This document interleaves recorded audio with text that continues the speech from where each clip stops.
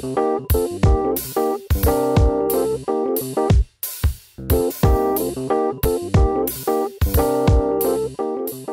se tiče gabarita, odnosno klase koje pripada, znamo koje su to veličine, odnosno dimenzije, no ono što on nudi unutrašnjosti za razliku od starog modela, što bih mogli onako napomenuti? Najveća i jednostavna razlika to je treći red sjedala. Dakle, po prvi puta ML, odnosno sada GLE, ima treći red sjedala koji je napravljen za osobe visine do 180 cm, dakle vrlo je malo zapravo ograničenja u trećem redu. Druga velika novost je MBUX, odnosno korisničko sučelje Mercedesovo, koje smo prvi puta vidjeli u A klasi prije godinu i nešto dana. Sada je to već neka četvrta ili peta inačica MBUX-a, dakle on živi, on raste kao inteligentan sustav, je sada u ovoj inačici prepoznaje i geste, puno toga se može kontrolirati putem ekrana, dakle mogu se dodavati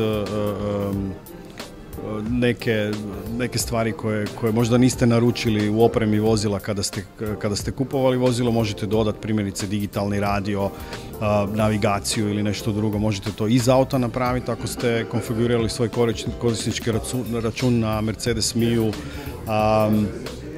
Sustav je inteligentan na način da prepoznaje prirodni govor, istina ne još na hrvatskom, ali doći će i to. Dakle, 13 svjetskih jezika trenutno se može koristiti u komunikaciji s MBUX-om i možete postavljati pitanja koja nisu fraze. Dakle, možemo pitati, ok, da li mi sutra u Splitu treba kišobran? To je tip pitanja koje možemo postaviti, ili ga možemo pitati da nas uputi u restoran koji kuha tajlandsku hranu, ali tamo mogu jesti i djeca.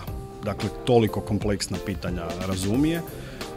I prati nas. Dakle, naš dnevni ritam prati, umjetna inteligencija obrađuje te podatke i on zna da mi, ne znam, četvrtkom popodne idemo u teretanu. I on će svaki četvrtak popodne ponuditi teretanu kao relevantnu destinaciju u tom trenutku. Znači, to će samo ići još dalje i još šire, što je više vozača, što je više korištenja sustava, to će sustav postajati inteligentniji sam po sebi, da ništa ne radi. Veliki auto, pa je i puno mogućnosti motorizacije. U trenutku predstavljanja ili sada krećemo opet sa 2-litarskim dizelom koji u GLE-u razvija čak 258 konjskih snaga, dakle poprilično je pri snazi, 500 Nm. To je zapravo i osnovni motor. Završavamo trenutno na 3-litarskom dizelu sa 330 konjskih snaga i 700 Nm. Dakle, to je dizelska ponuda u ovom trenutku. Između je još mali 3-litarski dizel. I jedan benzinac, to je 450, opet 3-litarski redni 6-cilindarski benzinac sa EQ boost funkcijom ili starterom generatorom koji dodaje nekakvih 16 konjskih snaga, 250 Nm, koji značajno smanjuje potrošnju emisije.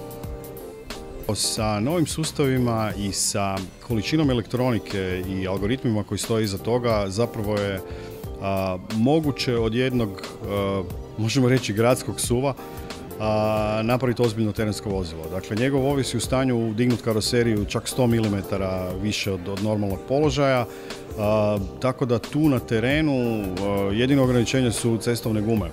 Dakle, kad bi stavili neke terenske gume, mnoge bi to vozilo zapanjilo sa svojim terenskim mogućnostima. Naravno, to nisu stare terenske mogućnosti uvjetovane mehaničkim sklopovima, tipa zatvarači diferencijala, reduktori i ovakve nekakve stvari, nego jednostavno elektronikom kontroliran pogon. I to funkcionira za vjerojatno 90% korisnika više nego dobro i mi na testnim vožnjama smo vidjeli da je tu možda hrabrost vozača zapravo jedino ograničenje tog vozila, jer stvarno može sve.